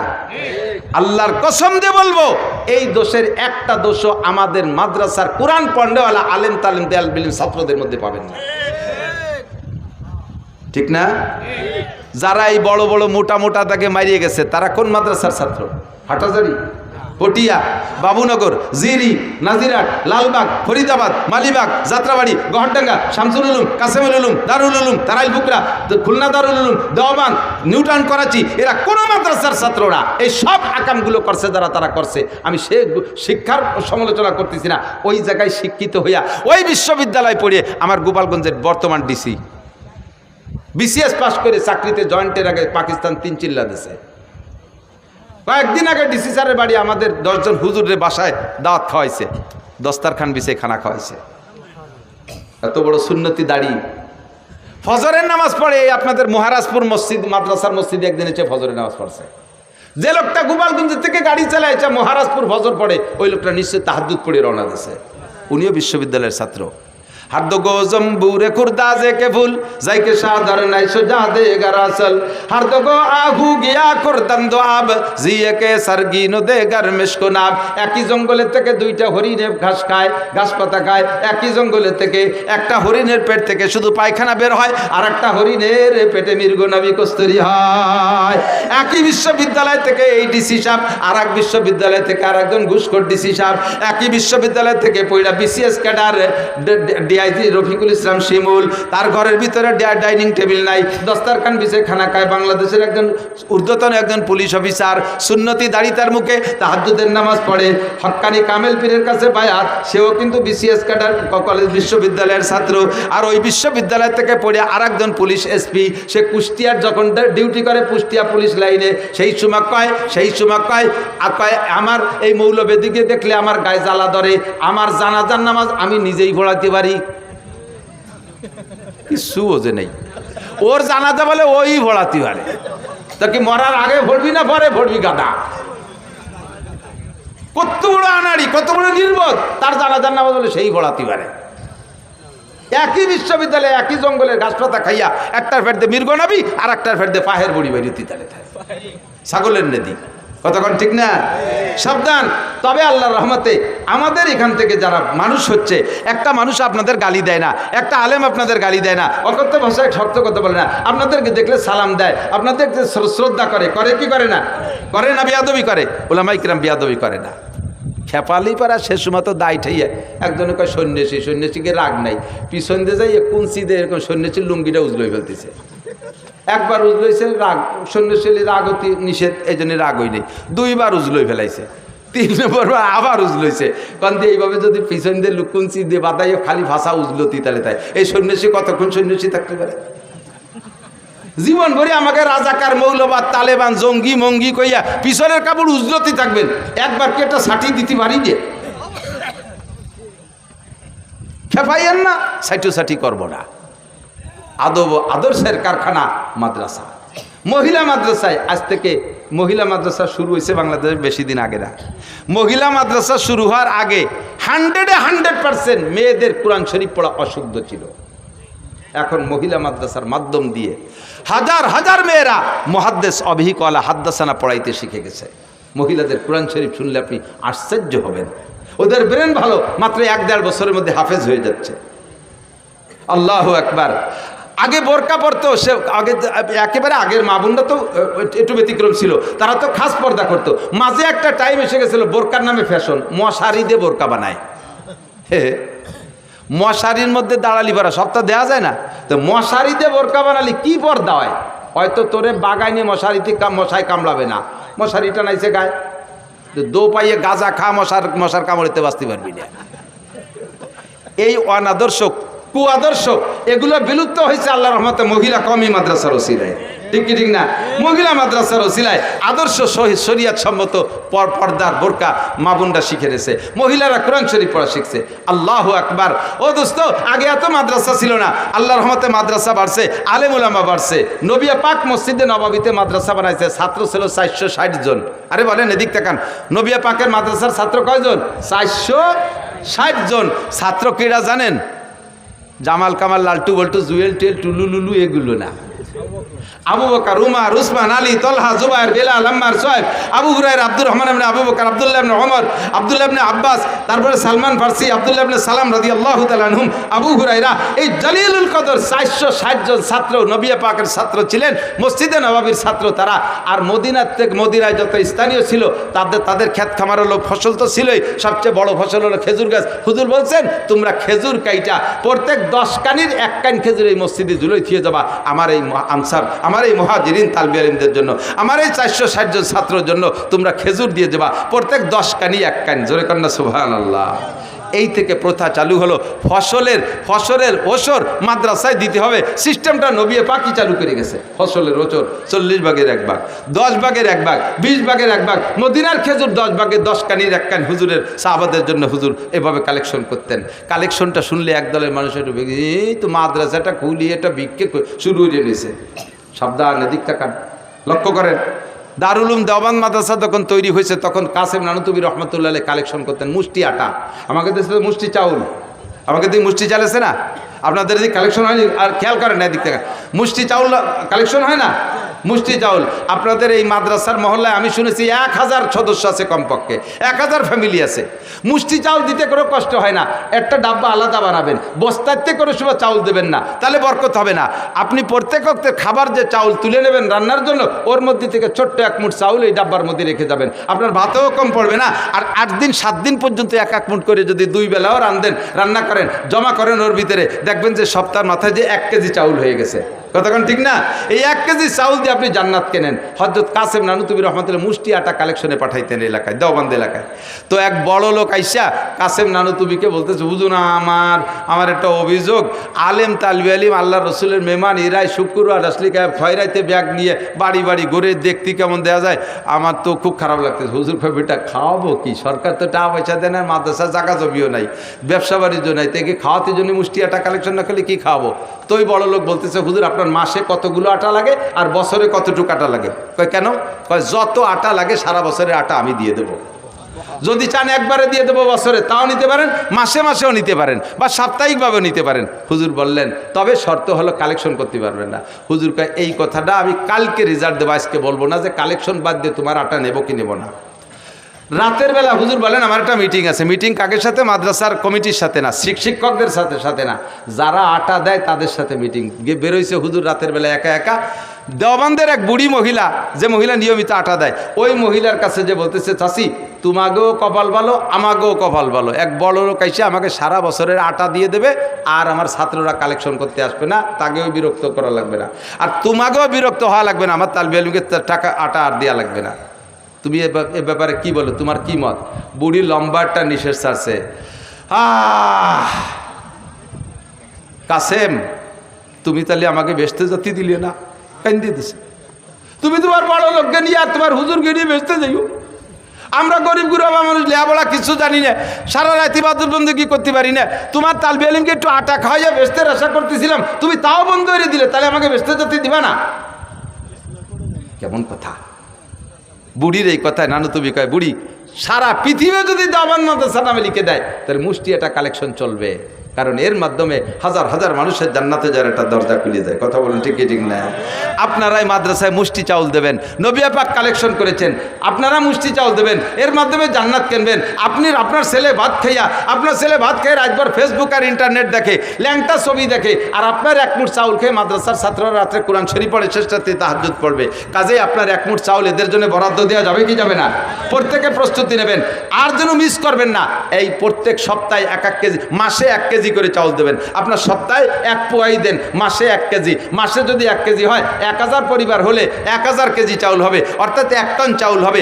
1 টন চাউল যদি প্রত্যেক মাসে আপনার মাদ্রাসায় আসে, মহল্লা থেকে মুষ্টি চাউলের মাধ্যমে এই মাদ্রাসা অভিকলা হাদ্দাসানায় পৌঁছে যাবে, দাওরা হাদিস পর্যন্ত পৌঁছে যাবে ইনশাআল্লাহ। আপনারা রাজি আছেন না ইনশাআল্লাহ? রাজি আছেন না ইনশাআল্লাহ? এটা নবীর আদর্শ, কালেকশনও নবীর আদর্শ।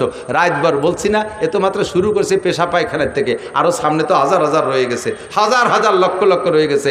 হুজুর বলে, আল্লাহ পাক বলেন, লাকাদ কানা লাকুম ফি রাসূলিল্লাহি উসওয়াতুন হাসানা, তোমাদের জন্য যেদিকে তাকাইবা সেদিকে মুহাম্মদুর রাসূলুল্লাহর উসওয়া আদর্শ তোমাদের জন্য রয়ে গেছে। কথা বলুন ঠিক কি ঠিক না? আল্লাহ তাআলা আমাদেরকে কবুল করেন, নবীর আদর্শ অনুযায়ী চলার তৌফিক দান করেন, সবাই বলেন আমিন। আজকে ছোট্ট করে একটু মিলাদ পড়ছি, টের পাইছেন? আর এরপরে মিলাদ সম্পূর্ণ পড়তে গেলে তো আগেই বলে নিছি 30 বছর লাগবে। আজকে অল্প একটু মিলাদ পড়ছি, এই নাম হলো মিলাদ। আর ওয়ালাম্মা তাম্মা হামলুহু কইয়া কি যে হুজুর একটু ভূতির মন্তর না কি বললো, তা কিছু টের পারলাম না। নবী সালাম আলাইকা দাও জিলাপি, আল্লাহর কসম এরে মিলাদ কয় না, আল্লাহর কসম এরে মিলাদ কয় না। ওটা মিলাদের নামে একটা বু, একটা ব্লাং, একটা ফালতু, একটা দোকা ছাড়া আর কিছুই না। নবী পাকের সামনে দুরুদ পড়বো। কথা বলেন কি পড়বো? দুরুদ শরীফ পড়বো। হাদিসের ভিতরে অনেক দুরুদ আছে, তার মধ্যে শ্রেষ্ঠ দুরুদ দুরুদ ইব্রাহিমী। এইটা পড়লে নেকি পাওয়া যায় সবচাইতে বেশি। আল্লাহ তাআলা আমাদের তৌফিক দান করে, সবাই বলেন আমিন। তা আমি কালেকশন পারিও না?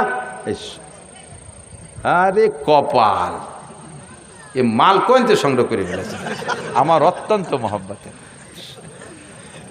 আশরাফি সাহেব সেই সিলেট থেকে চলে আসছে, বলেন আলহামদুলিল্লাহ। গজল হবে, কেরাত হবে, আজান হবে, আজান হবে। এ সময় যদিও কোনো উক্ত না, তবু আজান হবে ইনশাআল্লাহ। ফজরের আজান এখন দিয়ে তবে কেরাত হবে, অত্যন্ত সুললিত কণ্ঠ। আমি কত ভালোবাসি, সাক্ষাৎ পাই না। আর ওনাকে দাম বাড়িয়ে গেছেন, আমরা গরিব মাদ্রাসায় নিতেও পারি না, কি করবো? আপনারা যদি দাম না দেন সামনে বার পাবেন না, দাম দিয়েন সবাই রে। তো আলহামদুলিল্লাহ, আছেন তো সবাই ইনশাআল্লাহ? তো এই উপস্থিতিতে মুক্তাসার একটু কালেকশন, মুক্তাসার একটু কালেকশন। মাদ্রাসার বোর্ডিংয়ের জন্য, বোর্ডিং আছে নাকি? লিল্লা বোর্ডিং আছে, এতিম